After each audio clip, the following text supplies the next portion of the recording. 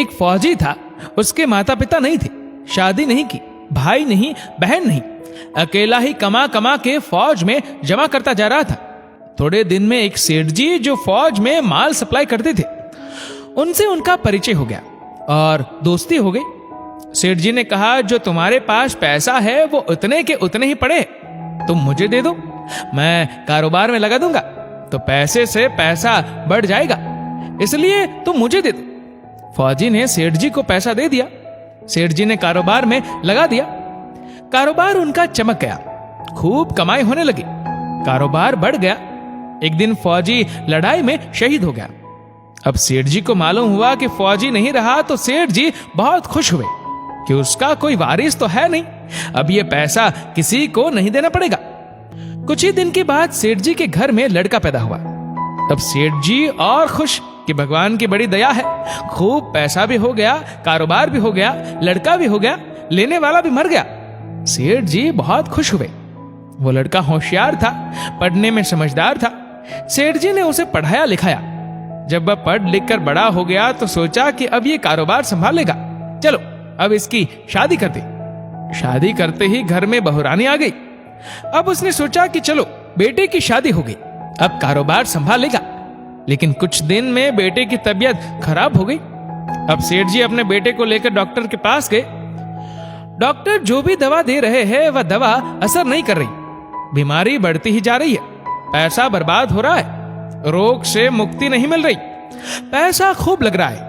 अंत में डॉक्टर ने कह दिया कि इसको अब असाध्य रोग हो गया है, ये लड़का 2 दिन में मर जाएगा। डॉक्टर के जवाब देने पर सेठ जी निराश होकर बच्चे को लेकर रोते हुए आ रहे थे। रास्ते में एक आदमी मिला और कहा, अरे सेठ जी क्या हुआ, बहुत दुखी लग रहे हो। सेठ जी ने कहा, ये मेरा बेटा जवान था, हमने सोचा बुढ़ापे में हमारी मदद करेगा, अब ये बीमार हो गया है। बीमार होते ही हमने इसके इलाज के लिए खूब पैसा खर्च किया, जिसने जितना मांगा उतना दिया, लेकिन आज डॉक्टर ने जवाब दे दिया कि अब ये नहीं बचेगा, असाध्य रोग हो गया है इसे, अब घर ले जाओ, 2 दिन में मर जाएगा। आदमी ने कहा, अरे सेठ जी तुम क्यों दिल छोटा कर रहे हो, मेरे पड़ोस में वैद्य जी दवा देते हैं, दवाई खाकर मुर्दा भी उठकर खड़ा हो जाता है, जल्दी से आप वैद्य जी की दवा ले आओ। सेठ जी दौड़ कर गए, दवाई ले आए और पैसा दे दिया। दवाई बच्चे को खिलाई, बच्चा दवाई खाते ही मर गया, उसका अंतिम संस्कार किया गया। गांव में शोर मच गया कि बहुरानी जवानी में ही विधवा हो गई। तब वहां पर महात्मा जी आ गए। उन्होंने कहा, भाई ये रोना धोना क्यों है यहाँ पर।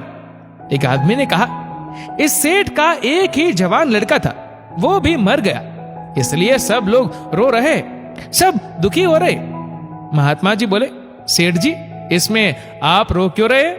सेठ जी ने कहा, महाराज जिसका जवान बेटा मर जाए वो रोएगा नहीं तो क्या करेगा। महात्मा जी बोले, उस दिन तो आप बड़े खुश थे। सेठ जी ने कहा, किस दिन। महात्मा जी बोले, फौजी ने जिस दिन पैसा दिया था तब। सेठ जी ने कहा, हाँ कारोबार के लिए पैसा मिला था तो खुशी तो थी। महात्मा जी ने कहा, और उस दिन तो आपकी खुशी का ठिकाना ही नहीं था। सेठ जी ने कहा, किस दिन।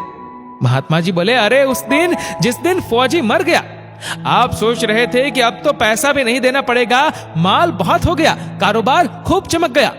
सेठ जी ने कहा, हाँ महाराज खुश तो था।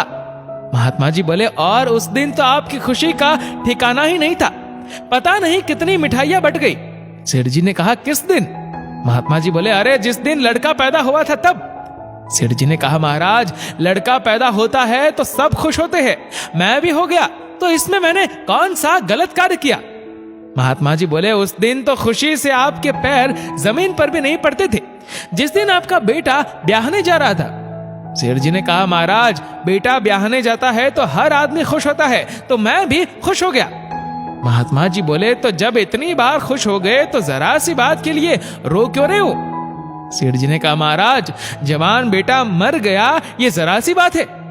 महात्मा जी बोले, अरे सेठ जी वही फौजी पैसा लेने के लिए बेटा बनकर आया था, पढ़ने में, लिखने में, खाने में, पहनने में जितना लगाना था लगाया, शादी ब्याह में सब लग गया, और ब्याज दर ब्याज लगाकर डॉक्टरों को दिलवा दिया। अब जब 2 आने पैसे बच गए वो भी वैद्य जी को दिलवा दिए। और दवाई खाकर आपका बेटा भगवान के पास चला गया। अब कर्मों का लेना देना पूरा हुआ। सेठ जी ने कहा, हमारे साथ तो कर्मों का लेन देन था, चलो हमारे साथ तो जो हुआ सो हुआ, लेकिन वो जवान बहुरानी घर में रो रही है, जवानी में उसको धोखा देकर विधवा बनाकर चला गया, उसका क्या जुर्म था कि उसके साथ ऐसा गुनाह किया।